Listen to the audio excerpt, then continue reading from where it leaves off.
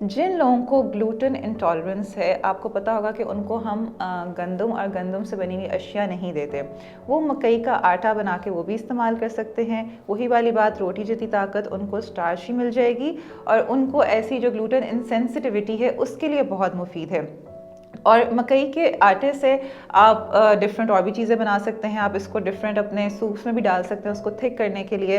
तो इस एक मकई के इतने फ़ायदे हैं, इसको आप डिफरेंट कॉम्बिनेशंस में यूज़ कर सकते हैं। जैसा मैंने आपको बताया कि आप सूप में, आप सैलड में, आप मकई की रोटी बना सकते हैं ग्लूटेन वाले पेशेंट्स के लिए।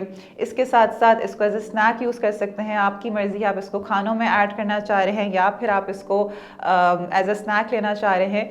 और ये एक बहुत एनर्जी बूस्टर आप कह लें, जो आपको इन बिटवीन मील्स अगर आप लेते हैं तब मिलेगा, और मील्स के साथ अगर आप ले रहे हैं तो आपके एक मील को कंप्लीट करेगा।